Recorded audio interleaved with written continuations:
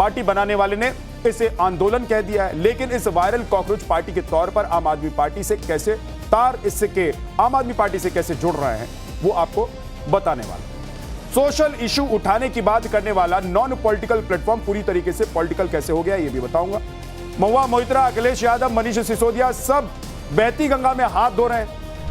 पाठशाला में अब अगला चैप्टर, कॉकरोच जनता पार्टी केजरीवाल के करीबी की कई पार्टियों को इंस्टा की आंधी में पछाड़ दिया, लेकिन पार्टी बनाने के पीछे असल मकसद क्या है?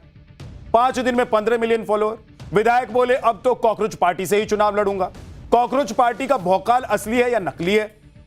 देश में वैसे तो आपने कई पार्टियों के नाम सुने होंगे, कोई हाथ वाली है, कोई फूल वाली है, कोई झाड़ू वाली पार्टी है, लेकिन कुछ दिनों से एक नई पार्टी पिक्चर में आ गई है बॉस, जिसका नाम है कॉकरोच जनता पार्टी। चुनाव चिन्ह, एजेंडा, मैनिफेस्टो, एलिजिबिलिटी क्राइटेरिया सब कुछ है।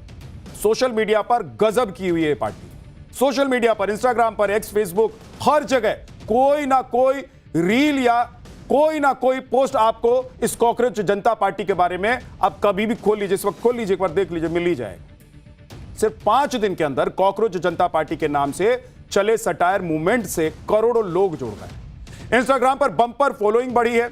1,60,00,000 लोग इस अकाउंट को फॉलो कर चुके हैं और हर मिनट के साथ फॉलोअर्स की संख्या लगातार बढ़ती जा रही है। इस सो कॉल्ड पार्टी ने बीजेपी, कांग्रेस सबको फॉलोइंग की लिस्ट में पीछे छोड़ दिया, मतलब सबसे ज्यादा फॉलोअर हो गए हैं इसके। कॉकरोच पार्टी के एक्स अकाउंट पर अगर आप देखिए तो भारत में रोक लगा दी गई है, लेकिन इसके जवाब में दूसरा अकाउंट बना लिया गया है। देखिए जरा क्या है ये कॉकरोच पार्टी भाई, किसने बनाई है पार्टी, क्यों बनाई है और कैसे इतने कम समय में इतना ज्यादा ये पार्टी वायरल हो गई है, इसका पूरा चैप्टर आज आपके सामने खोलने वाला हूं। इस कॉकरोच पार्टी को लेकर अलग अलग तरह के दावे किया जा रहा है। कुछ इसे जनता, युवा और खासकर जेन जी की आवाज बता रहे हैं, जिसका कोई पॉलिटिकल कनेक्शन नहीं है, जबकि कुछ इसे मोदी विरोधियों का प्लेटफॉर्म बता रहे हैं। जबकि उसी सोशल मीडिया पर कुछ दावा ऐसा भी किया जा रहा है जिसमें इस पार्टी के फॉलोअर्स की लिस्ट दिखाई जा रही है कि वो भारत से बाहर के। आज इन सब का डिटेल चैप्टर आपके सामने रखूंगा। पार्टी बनाने वाले ने इसे आंदोलन कह दिया है, लेकिन इस वायरल कॉकरोच पार्टी के तौर पर आम आदमी पार्टी से कैसे आम आदमी पार्टी से कैसे जुड़ रहे हैं वो आपको बताने वाला हूं। सोशल इशू उठाने की बात करने वाला नॉन पॉलिटिकल प्लेटफॉर्म पूरी तरीके से पॉलिटिकल कैसे हो गया ये भी बताऊंगा। महुआ मोइत्रा, अखिलेश यादव, मनीष सिसोदिया सब बहती गंगा में हाथ धो रहे हैं। एक एमएलए तो यहां तक कह रहा है कि कार्यालय खोजो भाई कॉकरोच पार्टी के लिए, इलेक्शन उसी से लड़ूंगा। नेता तो नेता, बॉलीवुड सेलिब्रिटीज कॉकरोच पार्टी के सभी दीवाने हो चले, सभी सपोर्ट करने लग गए। कॉकरोच पार्टी को चैलेंज करने के लिए नेशनल पैरासाइटिक फ्रंट नाम से इसका एक विपक्ष भी खड़ा हो गया है।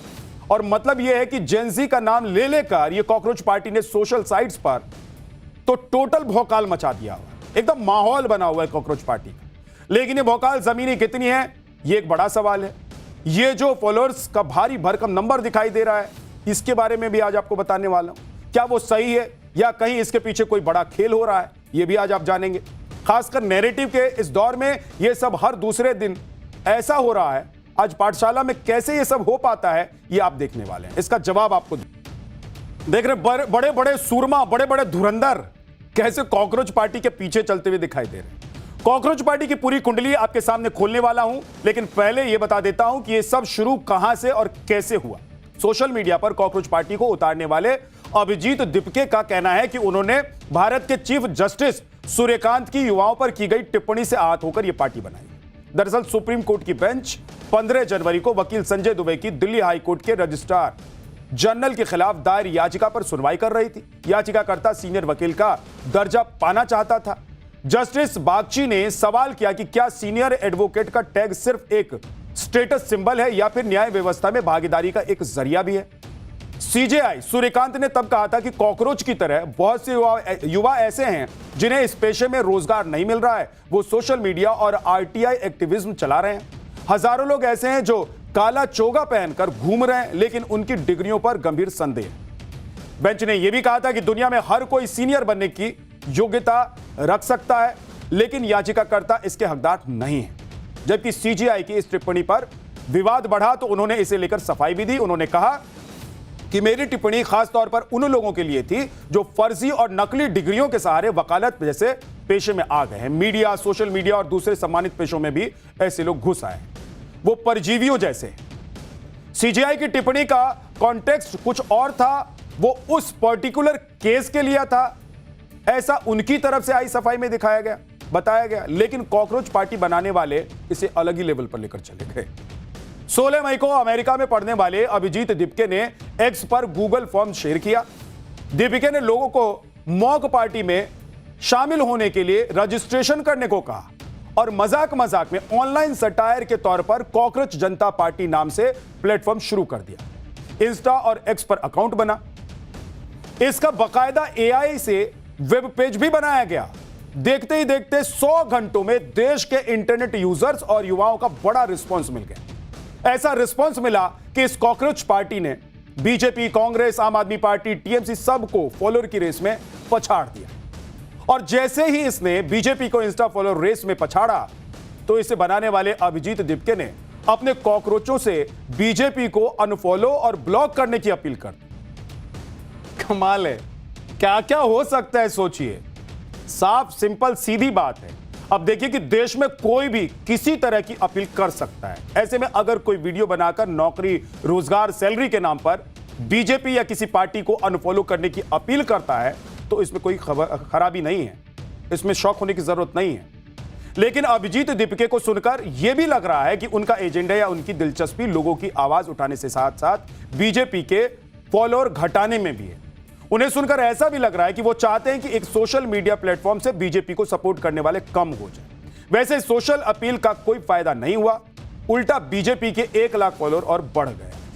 वैसे इस कंपैरिजन में अगर देखें और लॉजिक देखें तो कोई लॉजिक समझ में आपको आएगा क्या कि भाई एक तरफ आप कह रहे हैं कि हमको कोई पॉलिटिकल हम पार्टी नहीं है, हम कोई इस तरह से पॉलिटिकल उसमें इशू में नहीं आना चाहते हैं, लेकिन दूसरी तरफ आप क्या करते हैं कि किसी पॉलिटिकल पार्टी के खिलाफ खड़े हो रहे हैं, बोल रहे हैं। अगर बीजेपी के फॉलोअर घट ही जाते तो क्या हो जाता भाई कॉकरोच को? या तो ये कॉकरोच पार्टी है जिसके फॉलोअर जो इतनी तेजी से बढ़ ही रहे हैं, तो इससे क्या हो रहा है? असल दुनिया किसी फोन की स्क्रीन या इंस्टा की रील से बहुत अलग है।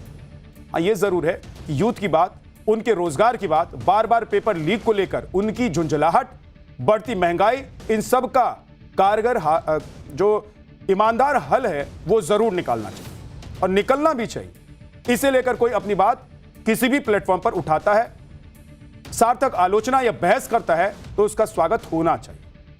सामाजिक बदलाव के लिए किसी भी प्लेटफॉर्म पर आवाज उठाना सही है और ऐसे सोशल मीडिया प्लेटफॉर्म्स का यही सबसे सकारात्मक उपयोग भी होता है। अगर कुछ गलत है, कुछ गलत दिखाई दे रहा है या लग रहा है तो एक रिस्पॉन्सिबल सिटीजन होने के नाते अपने कर्तव्य को निभाते हुए उसके खिलाफ बोलना गलत नहीं है।